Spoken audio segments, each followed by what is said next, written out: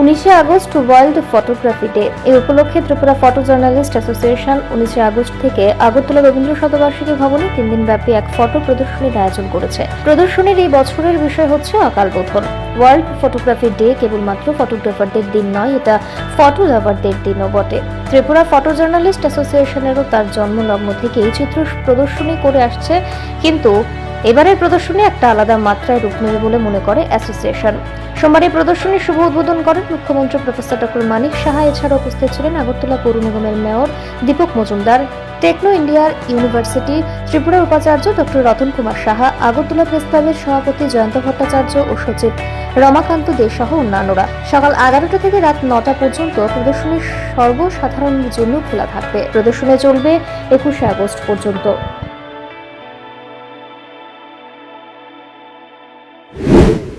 Journalist অ্যাসোসিয়েশনের উদ্যোগে এখানে ওয়ার্ল্ড ফটোগ্রাফি ডে উপলক্ষে ওনারা অনেক ফটোগ্রাফি এখানে রেখেছে এবং গত বছর আমি এখানে এসেছিলাম। অত্যন্ত সুন্দর ফটোগ্রাফি এখানে আমি দেখলাম এখানে লাগিয়েছে, মানে সত্যিই এটাকে প্রশংসার দাবি রাখে। আমি ওয়ার্ল্ড ফটোগ্রাফি ডে উপলক্ষে সমস্ত যারা এই কাজে যুক্ত তাদেরকে আমি শুভেচ্ছা জানাই।